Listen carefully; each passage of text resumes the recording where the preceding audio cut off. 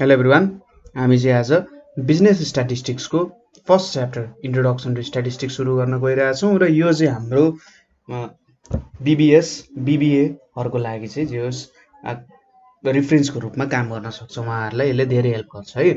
So हामीले यहाँबाट अब्जेक्टिभ्सहरू के बुझ्नुपर्ने हो त, मेन कुराहरू यो भिडियोबाट हामीले के लिन्छौँ त भन्दाखेरि meaning, development and scope of statistics भन्नाले स्ट्याटिस्टिक्स भनेको के हो, कसरी विकास भयो र यसको युज कहाँ हुन सक्छ हो त्यो कुराहरू। त्यसै गरी बिजनेस म्यानेजमेन्टमा स्ट्याटिस्टिक्सको रोल के छ हैन, त्यसै गरी यसको इम्पोर्टेन्स र लिमिटेसन्स, स्ट्याटिस्टिक्स कहाँ इम्पोर्टेन्ट छ र यो कुन कुन कुरालाई एक्सप्लेन गर्न चाहिँ यसले सक्दैन जस्तो कुराहरू। र अर्को भनेको लास्टली स्ट्याटिस्टिक्सको केही डेन्जरस एस्पेक्ट्सहरू पनि छन् हैन, के कुराहरू मिसयुज हुन सक्छ। सो त्यसमा चाहिँ हामीले हाउ स्ट्याटिस्टिक्स क्यान बी मिसयुज्ड भन्ने कुराहरू हेर्छौँ। र सुरुमा हामीले स्ट्याटिस्टिक्स भनेको के हो भन्ने कुरा बुझ्नुपर्ने हुन्छ। स्ट्याटिस्टिक्स भनेको चाहिँ एउटा ल्याटिन वर्ड स्ट्याटस, यो चाहिँ एउटा ल्याटिन वर्ड हो हैन, ल्याटिन वर्ड। त्यसै गरी जर्मन वर्ड स्ट्याटिस्टिक, जर्मनमा पनि जो सबैतिर लगभग आफ्नो आफ्नो ढङ्गले स्ट्याटिस्टिक्सको विकास भइरहेको थियो हैन। त्यसमा जर्मनले यसलाई स्ट्याटिस्टिक भन्थे, इटालियनमा के भनिन्थ्यो त स्ट्याटिस्टा भनेर भनिन्थ्यो इटालियनमा, र हाम्रो इन्डियन सब कन्टिनेन्टमा यसलाई अर्थशास्त्र भनेर भनिन्थ्यो हैन। हो, यही वर्ड्सहरूबाट चाहिँ जेनरली आएको हो हैन। र यिनीहरूको मिनिङ भनेको लगभग एउटै खालको मिनिङ छ।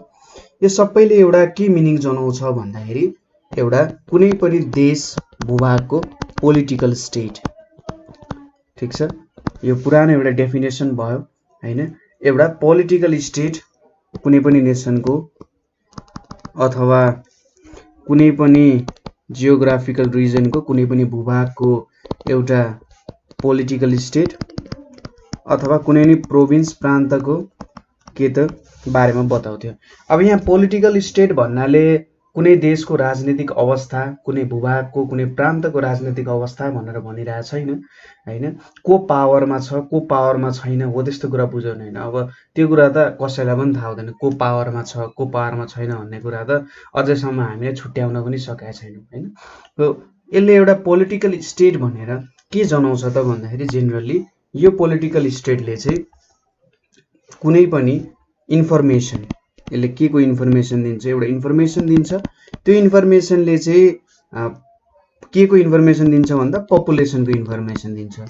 अब कुनै पपुलेसनको, जनसङ्ख्याको इन्फर्मेसन दिन्छ भने हामीले त्यसमा पनि अझै भित्र छिर्ने हो भने पपुलेसन भित्रमा पनि एज र सेक्स, मान्छेहरू कति एजका छन् हैन, बुढापाकाहरू कति छन्, सानो बच्चाहरू कति छन्, युवाहरू कति छन्, सेक्स भनेपछि कतिजना स्त्री छन्, कतिजना पुरुष छन् हैन, यो अनुसार।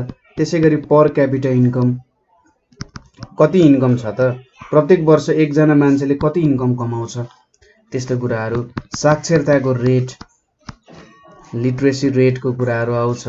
त्यसै गरी लाइफ एक्सपेक्टेन्सी, मान्छे कति बाँच्छन् त हैन। तपाईहरुले जेनरली स्ट्याटिस्टिक्स जो सीबीएस, सेन्ट्रल ब्युरो अफ स्ट्याटिस्टिक्सले निकाल्ने स्ट्याटिस्टिक्स हेर्नु भएको छ त्यहाँ पनि देख्न सक्नुहुन्छ। त्यसै गरी इम्पोर्ट्स एक्सपोर्ट्सहरू, यदि इकोनोमिक्सको कुरा आयो भने इम्पोर्ट्स एक्सपोर्ट्सको कुराहरू आउँछ हैन। त्यसै गरी इन्फ्रास्ट्रक्चर्सहरू, कति इन्फ्रास्ट्रक्चर छन् कुनै ठाउँको, यो इन्फर्मेसनहरू दिन सक्छ हैन। एउटा न्युमेरिकल फर्म हुन सक्छ। अब डाटा रिप्रेजेन्टेसन त हामीले अर्को च्याप्टरमा पढ्छौँ, तर यस्तै यस्तै कुराहरूको बारेमा यसले हामीलाई इन्फर्मेसन दिन सक्छ, ठिक छ। हामीले जस्तै कुनै पनि एउटा इन्फर्मेसन हेरौँ, सपोज मलाई नेपालको अहिले जुन छ 2077 सालै त होला नि हैन, 77 सालमा कतिजना 60 वर्षभन्दा माथि तर 80 वर्षभन्दा तलको जनसङ्ख्या छ त भनेर हामीले खोज्यौँ भने त्यसले एउटा डाटाको फर्ममा इन्फर्मेसन दिन्छ हैन। डाटाको फर्म दिन्छ, यतिजना मान्छे छ भनेर भन्छ। अथवा युवाभन्दा बुढापाका कति थोरै छन् अथवा धेरै छन् हो त्यस्तो कुराहरू भयो हैन। त्यसै गरी काठमाडौँको मान्छेको इन्कम कति छ हैन। त्यसै गरी एउटा नुवाकोटको कति इन्कम होला हैन, कुनै जिल्लाको कति इन्कम होला प्रत्येक वर्ष एकजना मान्छेले एभरेजमा कति कमाउला हो, त्यो एउटा कुरा हुनसक्छ होइन। सो जस्तै कुनै पनि इन्साइक्लोपिडिया हेऱ्यौँ भने हामीले के देख्छौँ त भन्दाखेरि त्यहाँनिर सर्टेन कुराको बारे सर्टेन इन्फर्मेसनहरू हुन्छ हामीसँग होइन। जस्तै हामीले केही गाडीको बारे खोज्यौँ भने त्यो गाडीको बारे त्यसको के पार्ट पुर्जाहरू हुन्छ, कस्तो रङहरू लगाइन्छ, केबाट त्यो रङहरू निकालिन्छ, त्यो चक्का बनाउन कस्तो खालको रबरहरू युज हुन्छ भन्ने कुरा थाहा हुन्छ नि। एज अ होल त्यो गाडी बन्नको लागि के कुराहरू चाहियो हो त्यो कुरा हामी एउटा कुनै पनि इन्साइक्लोपिडियाबाट भेट्न सक्छौँ भने हामीले स्ट्याटिस्टिक्सबाट पनि इन्फर्मेसनहरू पाउन सक्छौँ। कुनै अब्जेक्ट, कुनै घटनाको बारेमा, कुनै देशको त्यसको जनसङ्ख्याहरूको बारेमा के इन्फर्मेसन खोजिरहेछौँ त्यस्तो खालको इन्फर्मेसन हामीले पाउन सक्छौँ। अब हामीले लाग्ला अरे स्ट्याटिस्टिक्स त भर्खरै डेभलप भयो होला होइन, यति साह्रो कुराहरू छ। तर स्ट्याटिस्टिक्स भन्ने कुरा पहिले पनि थियो, अनादिकालदेखि भनौँ यसलाई। किनभने तपाईँले इन्फर्मेसन कलेक्ट गरेर राख्नु भनेको कपीमा लेखेर मात्रै होइन। जस्तै एग्रिकल्चरल एजमा के हुन सक्थ्यो त, त्यति बेला मैले यति चाहिँ धान फलाएँ, हुनसक्छ एउटा भकारीभरिको धानलाई उनीहरूले एउटा स्ट्याटिस्टिक्स लिन खोजे। अब एक वर्ष धान फलाउँदा एक भकारी भयो, अर्को वर्ष फलाउँदा आधी भकारी भयो। अब त्यो इन्फर्मेसनहरूबाट हामीले के भन्न सक्छौँ भने यसपालि चाहिँ थोरै फलेछ है पहिलेभन्दा। अनि मान्छेले खोज्छ नि किन थोरै फल्यो होला, के कारणले थोरै फल्यो होला, के यसलाई चाहिँ थोरै फलाउन अथवा स्टोरेजमा के खालको इफेक्ट पर्यो होला भन्ने कुराहरू हेर्न सक्छ नि। हो समयअनुसार के थियो त स्ट्याटिस्टिक्सको युजहरू डिफ्रेन्ट थियो। जस्तै पुरातन कालहरूमा चाहिँ स्ट्याटिस्टिक्सलाई के भनिन्थ्यो भने साइन्स अफ स्टेट क्राफ्ट भनेर भनिन्थ्यो। ठिक छ, के भनिन्थ्यो त कुनै एउटा स्टेट चलाउनको लागि, स्टेट भनेपछि नेसन भनेर बुझ्न सकिन्छ, कुनै एउटा देश चलाउनको लागि विज्ञान जुन हुन्छ त्यो भनेको एउटा स्ट्याटिस्टिक्स भनेर भनिन्थ्यो। र त्यहाँनिर जुन एउटा एक्टिभिटिजहरू हुन्थ्यो, त्यहाँनिर एउटा देश अथवा देशमा जुन एउटा राजाहरूको, राजा रजौटाहरूको, मन्त्रीहरूको जुन एउटा बैठक हुन्थ्यो होइन, त्यहाँनिर अब देशलाई कसरी अगाडि बढाउन सकिन्छ, हामी के कुरामा कमी छौँ, हामी के कुरामा अघि छौँ भन्ने कुराहरूको यो इन्फर्मेसन जुन छ नि, हो स्टेट चलाउनको लागि त यो सबै थाहा हुनु पर्यो। युद्ध गरेर मात्रै नयाँ ठाउँ भूभाग जितेर मात्र त काम छैन। यसलाई पनि कसरी चाहिँ हामीले सँगै लान सकिन्छ त, किनभने मान्छेहरू हुन्छन्, मान्छेलाई खानु पर्यो, सुख सयलमा बाँच्ने सबैको सोच हुन्छ होइन। हो त्यही सोचको कारण यसलाई चाहिँ साइन्स अफ स्टेट क्राफ्ट भनियो। किनभने पहिले चाहिँ एउटा स्टेटलाई कसरी माथि लान सकिन्छ, कसरी अगाडि बढाउन सकिन्छ भन्ने कुराहरू स्ट्याटिस्टिक्सले दिन्थ्यो।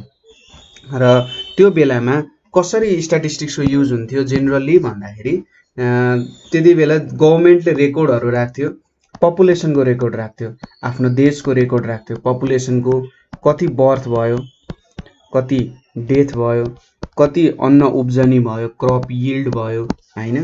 त्यसै गरी को मान्छेसँग कति धन छ, हो यस्तो कुराहरूको इन्फर्मेसन राख्थ्यो। किन यस्तो खालको इन्फर्मेसन राख्थ्यो भन्दा पछि कुनै अर्को देशसँग युद्ध गर्नु पर्यो भने त कति पपुलेसन छ, त्यो पपुलेसनमा कति बच्चा छ, कति बुढा छन्, कति युवा छन् भन्ने कुरा थाहा हुनु पर्यो। मेटेरियल वेल्थ किन चाहियो भन्दा युद्धको लागि त हतियारहरू बनाउनु पर्यो, त्यो हतियार बनाउनु त पैसा चाहिन्छ होइन। हो त्यो सबै इन्फर्मेसनहरू राखिसकेपछि त हामीलाई सजिलो भयो नि, किनभने यति यो ठाउँको यो मान्छेहरूसँग चाहिँ पैसाहरू छ, उनीहरूसँग लिन सक्यो भन्ने टाइपको कुराहरू आउँछन्। हो त्यति बेला चाहिँ वार र फाइनेन्सको लागि, युद्धको लागि र देशलाई अगाडि विकास गर्नको लागि चाहिन्थ्यो। र जेनरली यो चाहिँ काउन्टिङ गर्ने कुरामा मात्रै डिपेन्ड हुन्थ्यो होइन, कसरी काउन्ट गर्ने, के गर्ने भन्ने कुराहरूमा चाहिँ यो कुराहरू युज हुन्थ्यो। अब त्यसपछि 18औं शताब्दीको अन्त्यतिर होइन, 18औं शताब्दीको अन्त्यतिर चाहिँ के भयो भने जर्मनीले, हामीले अघि जर्मनीले एउटा स्ट्याटिस्टिक भन्ने वर्डको उब्जनी त्यहाँबाट भएको भनेर भनेको थियौँ। 18औं शताब्दीमा चाहिँ जर्मनीले के गर्यो भन्दाखेरि स्ट्याटिस्टिक्सलाई एउटा धरातल दियो। कस्तो खालको धरातल दियो त भन्दा स्ट्याटिस्टिक्सलाई चाहिँ सिस्टमेटिक कलेक्सन अफ अफिसियल डेटाज भनेर दियो। अफ अफिसियल डेटाज भनेर भनौँ होइन। अफिसियल भनेपछि एउटा देशलाई, एउटा राज्यलाई चाहिने हामीले डेटालाई एउटा क्रमबद्ध रूपमा हैन एउटा सर्टेन हिसाबमा हामीले क्रमबद्ध रूपमा त्यसलाई कलेक्सन गर्यौं भने त्यसलाई चाहिँ स्ट्याटिस्टिक्स भन्छ है भनेर जर्मनीले त्यसरी काम गर्न थाल्यो हैन। र अब इंग्ल्यान्डहरुमा पनि स्ट्याटिस्टिक्स भनेपछि त एउटा इंग्लिश शब्द नै भयो है। इंग्ल्यान्डमा चाहिँ कस्तो थियो भन्दा नेपोलियन बोनापार्टले युद्ध गराएको थियो। तपाईलाई वाटरलूको ब्याटल थाहा छ कि छैन? नेपोलियनले एक र एक मात्र युद्ध हारेको थिए जुन चाहिँ के थियो त वाटरलूको ब्याटल थियो हैन। र हो त नेपोलियनिक वार भन्छ त्यसलाई, नेपोलियनले गरेको युद्ध। त्यसपछि स्ट्याटिस्टिक्स त्यहाँबाट सुरु भएको। हामीले चाहिँ राख्नु पर्ने रहेछ है, डेटाहरु कलेक्ट गरेर राख्नु पर्ने रहेछ भन्ने कुरा त्यहाँबाट राखे हो। अब हामीले यहाँनेरि थोरै हिस्ट्री हेर्यौं नि, यो हिस्ट्रीबाट हामीले के देख्न सक्छौं भने स्ट्याटिस्टिक्स भनेको चाहिँ अफिसियल कामको लागि कुनै एउटा देशलाई सञ्चालन गर्नु परेमा मात्र त्यसको वरिपरिको भूभागको के इन्फर्मेसन छ भन्ने कुराहरु लिनको लागि स्ट्याटिस्टिक्स युज हुन्थ्यो। अब यसको लागि एउटा फिक्स्ड मेथड्स भनेर थिएन, मान्छे जाने डेटा कलेक्ट गर्ने त्यति कुराहरु थियो। त्यो डेटाबाट हामीले सर्टेन इन्फर्मेसन लिन सक्छौं भन्ने कुराहरु थोरै विकास भएको थियो। तर पनि यसको जुन हामीले अहिले स्ट्याटिस्टिक्सको रूप देख्छौं त्यो भन्दा एकदमै सानो रूप थियो, एउटा बच्चा जस्तो रूप थियो। त्यहाँनेरि केही पनि एउटा सर्टेन स्टाइल थिएन, डेटाजहरु कलेक्ट गर्ने एउटा सर्टेन मेथड्सहरु मेथोडोलोजीहरु थिएन। मान्छे पठाउने, डेटा कलेक्ट गर्ने, ल्याउने, त्यसलाई स्टडी गर्ने, त्यसलाई स्टडी गरेर त्यहाँबाट युजफुल इन्फर्मेसन डेटाजहरु निकाल्ने फ्युचरको लागि त्यो काम हुँदैन थियो। भनेपछि त्यो बेला अलिकति मिलेको थिएन, अलिकति केओटिक थियो भनेर भन्छ हैन, अस्तव्यस्त टाइपको थियो।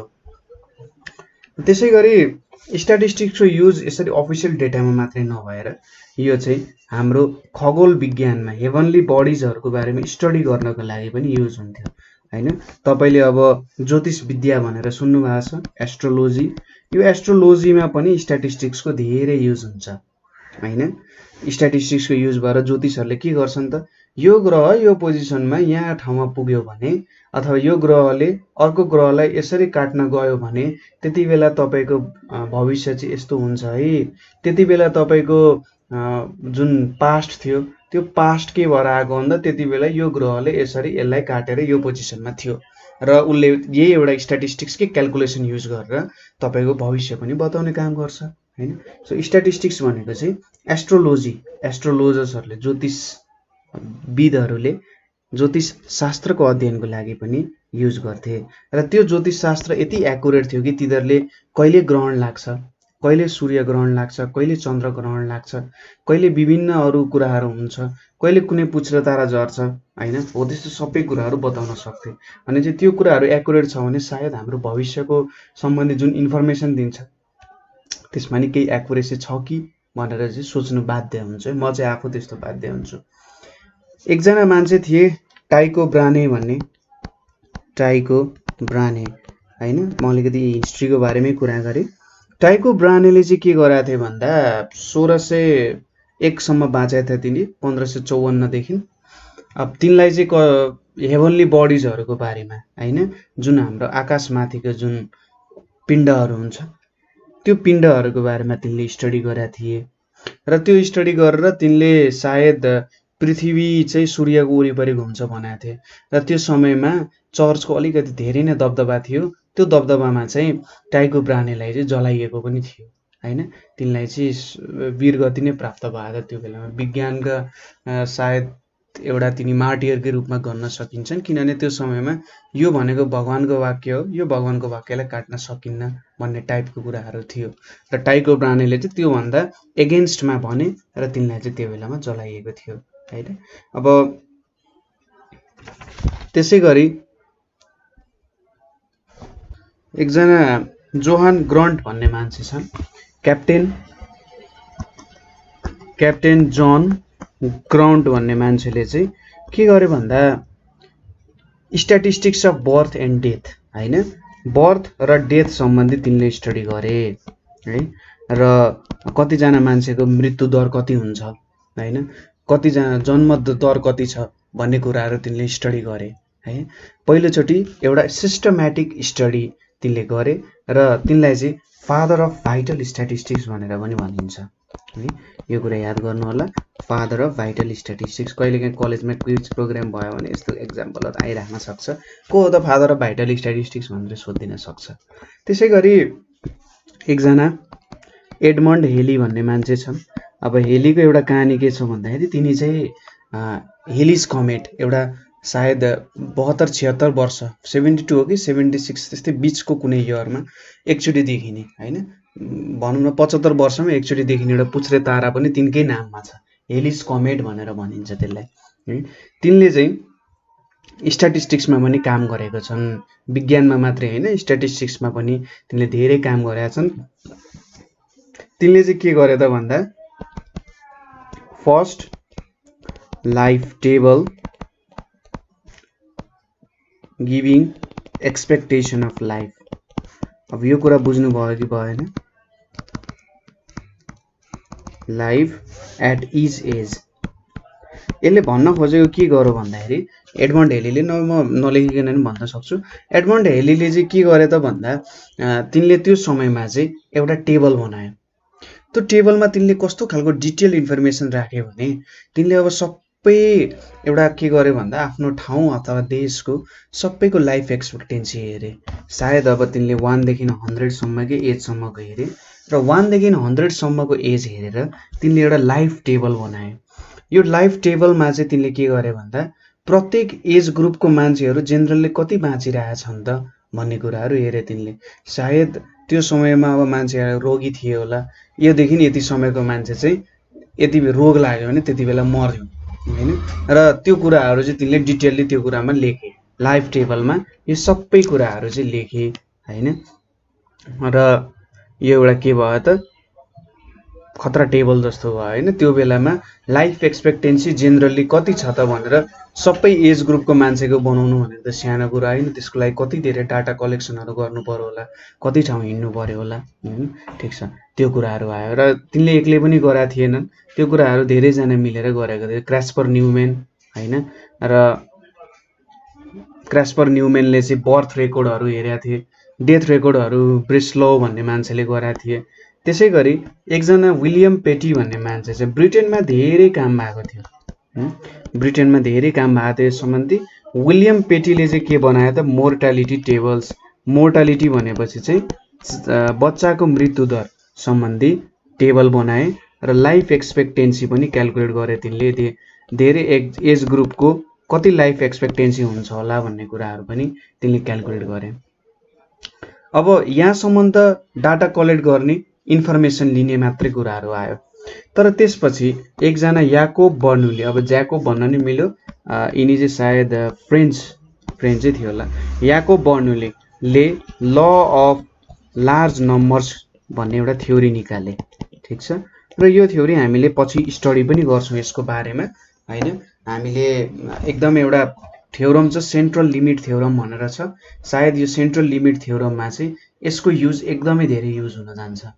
ठिक छ, ल अफ लार्ज नम्बर्सको युज हामी सेन्ट्रल लिमिट थ्योरम भनेको स्ट्याटिस्टिक्सको 90 नहुने थ्योरम हो एउटा, यसको बारेमा हामी स्टडी गर्छौँ। ल अफ लार्ज नम्बर्सको बारेमा भने तिनले। त्यसै गरी एकजना एलएजे क्युटलेट भन्ने मान्छेले चाहिँ के गरे त एभरेज भन्ने कुरा, वाह हेर्नुहोस् त अहिलेसम्म एभरेज भन्ने कुरै आइसकेको थिएन। हामीले यत्रो यहाँ डिस्कसन गऱ्यौँ नि, एभरेज भन्ने कुरा कहीँ देख्नु भएको थियो त तपाईँले? थिएन नि। हो, यो एलएजे क्युटलेट भन्ने मान्छेले चाहिँ एभरेजलाई डिफाइन गरे होइन, एउटा सेन्ट्रल टेन्डेन्सीको मेथड अब बल्ल आउँदैछ है यहाँनिर होइन। अब यो कुराहरू तिनले डिस्कभर गरे। त्यसै गरी अब यति एउटा स्ट्याटिस्टिक्स एउटा एजसम्म डिफाइन भयो, यो भयो 18-19 शताब्दीसम्मको कुरा। अझै हामीसँग 200 वर्ष छ र यो 200 वर्षमा चाहिँ स्ट्याटिस्टिक्सले एउटा ऱ्यापिड डेभलपमेन्ट गर्न थाल्यो। कसरी एउटा ऱ्यापिड डेभलपमेन्ट गर्न थाल्यो भन्दा यो एउटा गेम अफ चान्सको कारण।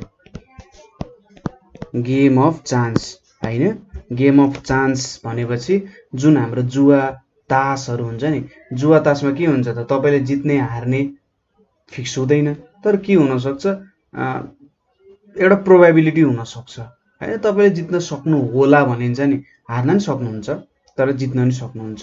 तपाईँले 99% जित्नुहुन्छ भन्दा भन्दै 1% को कारण तपाईँ हार्न नि सक्नुहुन्छ, तर तपाईँसँग 1% मात्रै तपाईँले जित्नुहुन्छ होला भन्ने तपाईँले प्रोबेबिलिटी सोच्नु, कहिलेकाहीँ त्यही 1% चाहिँ 79% माथि भारी भन्न जान्छ होइन। हो, त्यो गेम अफ चान्सको कारण। प्रोबेबिलिटीको कारण चाहिँ स्ट्याटिस्टिक्समा धेरै ठुलो के आयो त चेन्ज आयो। र यो गेम अफ चान्स जुन छ यसलाई चाहिँ हामी गेम अफ चान्स भन्दाखेरि प्रोबेबिलिटी भनेर बुझौँ। प्रोबेबिलिटीले स्ट्याटिस्टिक्समा धेरै ठुलो चेन्ज ल्यायो किनभने त्यो बेलाको एकदम खतरनाक गणितज्ञहरू डी मोइबर हैन MOIVRE डी मोइबर, त्यसैगरी फर्मा, ग्यालिलियोहरू अनि बर्नुली। अब बर्नुली भन्ने अघि माथि लेखिसक्यौँ। बर्नुलीको चाहिँ कस्तो थियो नि शाखा सन्तानै म्याथमेटिसियन खतरनाक मान्छे। अर्को ल्याप्लास, त्यसैगरी गाउस भनेको चाहिँ यिनलाई चाहिँ गणितको प्रिन्स भनेर भन्छ हैन, राजकुमार, गणितको राजकुमार भनेर गाउसलाई भनेर भन्छ। अब यी मान्छेहरूले चाहिँ के गरे त प्रोबेबिलिटीको एकदमै एउटा थ्योरिटिकल पोर्सनहरू निकाले। प्रोबेबिलिटीलाई एउटा एक्सटेन्सिभ रिसर्च गरेर प्रोबेबिलिटी सम्बन्धी के कुराहरू छ त्यो कुराहरूलाई पस्किए अगाडि हैन। यसको बारेमा इन्टेन्सिभ थ्योरीहरू हामीले पछि प्रोबेबिलिटीको बारे पनि स्टडी गर्नुपर्ने हुन्छ। प्रोबेबिलिटीको बारे स्टडी गर्दाखेरि हामीले सायद त्यो बेलामा चाहिँ प्रोबेबिलिटीको छुट्टै च्याप्टर नै छ र प्रोबेबिलिटीबाट जति बेला हामी स्ट्याटिस्टिक्स पढ्छौँ नि तपाईले भेट्न सक्नुहुन्छ कि प्रोबेबिलिटीको कारण स्ट्याटिस्टिक्सले एउटा नयाँ रूप नै लिन गयो। अब डाटा कलेक्ट गर्ने मात्रै होइन हैन, यहाँदेखि माथिसम्म के थियो डाटा कलेक्ट मात्रै गर्थ्यौँ हामीले र त्यसबाट सर्टेन इन्फर्मेसन लिन्थ्यौँ। अब त हामीले इन्फर्मेसन लिन्छौँ, इन्फर्मेसन डाटा कलेक्ट गरेर त्यो डाटाबाट हामीले धेरै कुराहरू प्रेडिक्सन गर्न सक्छौँ। यस्तो होला, यो ठाउँमा यस्तो होला हैन। जस्तै हामीले पानी परेको एउटा डाटा कलेक्ट गर्यौँ नि, पानी परेको डाटा कलेक्ट गर्यौँ, एभरेज मात्रै थियो होला। तर प्रोबेबिलिटीको नियम जोडिन गएपछि के हुन्छ भने यो ठाउँमा यति पानी पर्यो, यसले गर्दा यति क्रप आउन सक्छ है, यहाँनिर यति आउन सक्छ, यहाँनिर यति आउन सक्छ। त्यसैगरी त्यही डाटाले धेरै पानी पर्यो भने बाढी पहिरो पनि ल्याउन सक्छ। यो ठाउँमा चाहिँ यति एरियामा चाहिँ यसले धेरै बाढीले असर गर्न सक्छ। सबै कुराहरू हामी प्रोबेबिलिटीको अनुसार डिफाइन गर्न सक्छौँ। धेरै प्रोबेबिलिटी छ भने हामीलाई के हुन्छ त यहाँनिर अब धेरै बाढी आउन सक्छ, यहाँको मान्छेहरूलाई हटाइहाल्नु हो। त्यस्तो खालको डाटाजहरूले हामीलाई प्रोबेबिलिटीको कारण काम गर्न सजिलो भयो। त्यसैगरी यहाँनिर मैले नामहरू लेख्छु, यो सबै कुराहरू हामी पढ्छौँ है पछि। डी मोइबर भन्ने मान्छेले चाहिँ नर्मल कर्भहरू डेराइभ गरे, ठिक छ, नर्मल कर्भहरू डेराइभ गरे। त्यसैगरी गाउस भन्ने मान्छेले पनि स्ट्यान्डर्ड डिस्ट्रिब्युसन भनेर छ, स्ट्यान्डर्ड अथवा नर्मल डिस्ट्रिब्युसन भन्ने कुराहरू त्यसको बारेमा इन्फर्मेसनहरू निकाले। त्यसैगरी क्विटलेट अघि नै हामीले हेरिसक्यौँ। क्विटलेट भन्ने मान्छेले चाहिँ के गरे त स्याम्पलिङको कन्सेप्टहरू निकाले। स्याम्पलिङ भनेको तपाईँलाई थाहा छँदैछ, एउटा सर्टेन पपुलेसनबाट हैन, एउटा सर्टेन जनसङ्ख्याबाट हामीले त्यही जनसङ्ख्यालाई रिप्रेजेन्ट गर्न सक्ने अर्को सानो जनसङ्ख्या लिन्छौँ र त्यो स्टडी गर्छौँ र होल जनसङ्ख्याको लागि त्यही हुन्छ है भन्ने कुराहरू लिन्छौँ। जस्तै तपाईँ एउटा फ्याक्ट्रीमा जानुभयो, फ्याक्ट्रीमा के हुन्छ त करोडौँ सपोज कोका कोला फ्याक्ट्रीमा जानुभयो, करोडौँवटा बोतल बन्छ नि कोका कोलाको। तपाईँले अब सबै कोका कोलाको बोतलमा त औँला हाल्दै यसरी चाड्दै त कोका कोला कस्तो छ भनेर त भन्न सक्नु हुँदैन। तपाईँले के गर्नुहुन्छ, 4-5वटा बोतल लिनुहुन्छ, 4-5वटा बोतलको टेस्ट गर्नुहुन्छ। यहाँनिर ठिक छ भनेपछि अरू सबैमा पनि ठिक छ है भनेर तपाईँले लिनुहुन्छ नि, हो त्यसलाई के भन्छ त स्याम्पलिङ भनेर भन्छ। सर्टेन एमाउन्ट अफ डाटा लिनुहुन्छ र त्यो डाटा अनुसार अरू डाटालाई एक्सप्लेन गर्नुहुन्छ। हामी यसको बारे पछि स्टडी पनि गर्छौँ, ठिक छ। र त्यसैपछि अब रिग्रेसनको कुराहरू आयो हैन। रिग्रेसन भनेको अब फ्युचरलाई प्रेडिक्सन गर्न मिल्छ। रिग्रेसनले एउटा सर्टेन प्रेजेन्टको डाटा कलेक्ट गर्नुहुन्छ र त्यसलाई नै तन्काएर फ्युचरको कुरा गर्न सक्नुहुन्छ।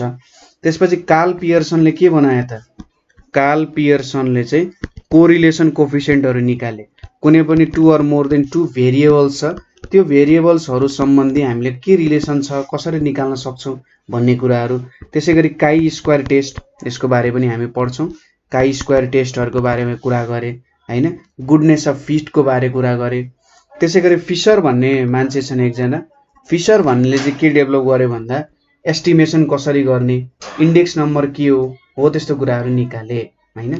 सो यहाँबाट हामीले के देखिन्छ त एउटा सर्टेन रूपमा हाम्रो 1800-1900 सम्म एउटा सर्टेन रूपमा विकास भयो। त्यसपछि 20th सेन्चुरी अथवा 20th सेन्चुरी चाहिँ बुम, स्ट्याटिस्टिक्स चाहिँ आफ्नो एउटा खतरा स्ट्यान्ड पोइन्ट राख्न गयो हैन। ठिक छ। सो जेनरल हिस्ट्री भनेको चाहिँ स्ट्याटिस्टिक्सको यही हो, एउटा कसरी विकास भयो हेर्नु त, कुन पोइन्टबाट कहाँसम्म आइसकेका रहेछौँ त हामीले एउटा सर्टेन डाटाहरू कलेक्ट गर्ने होइन, भकारीमा कति धान छ भन्नेदेखि लिएर हामीले कहाँसम्म आयौँ त भन्दा दुईवटा देशहरू बिच युद्ध हुन सक्छ कि सक्दैन, अहिले स्ट्याटिस्टिक्सले त्यो कुरा पनि मेजर गर्न सक्छ। दुईवटा देशहरू बिच युद्ध हुने प्रोबेबिलिटी कति छ र अरू देशले उसलाई सहयोग गर्छन् कि गर्दैनन् होइन। त्यसै गरी कोका कोलाको अहिले स्थिति यस्तो छ, के पेप्सीले कोका कोलालाई 10 वर्षपछि जित्ला त हो। त्यो यदि धानको भकारी पहिले मेजरमेन्ट नगरेको भए नि हामीले अहिलेसम्म पनि यो कुराहरू एक्सप्लेन गर्न सक्दैन थियौँ होला। त्यसैले कहिले पनि नसोच्नु कि सानो कुरा गरिराख्नु भएको छ भने त्यो सानो कुराले हामीलाई असर गर्दैन भन्ने कुरा होइन। जसले पनि ठुलो मान्छेले के भन्थ्यो त, न्युटनले पनि के भनेका छन् भन्दा म चाहिँ मेरो पुरानो साइन्टिस्ट बाजेहरूको काँधमा टेकेर मैले नयाँ थ्योरी निकालेको छु भन्ने मान्छे हो। भनेपछि हामीले त सानो सानो कुराहरू सिक्दै नै ठुलो कुराहरू चाहिँ बिस्तारै बुझ्दै त्यो कुरालाई अँगाल्दै जानुपर्ने हो। सानो कुरा बुझ्नुभयो, त्यो कसरी आयो भन्ने कुराहरू बुझ्नुभयो भने तपाईँले ठुलो कुराहरू पनि सजिलैसँग बुझ्न सक्नुहुन्छ है। त्यसैले सबै सानो सानो डिटेलहरूलाई पनि तपाईँले ख्याल गर्नुहोला, ठिक छ। सो आजको लागि यति नै, हिस्ट्रीको बारे कुरा थियो, सायद त्यस्तो साह्रो क्वेसन नहोला। त्यही पनि कतै क्वेसन भयो तपाईँहरूले हामीलाई सोध्न सक्नुहुन्छ होइन, अथवा तपाईँहरूले चाहिँ हामीलाई 98 495 95 895 मा कल गर्न सक्नुहुन्छ। सो आजको लागि यति नै, थ्याङ्क यू फर वाचिङ।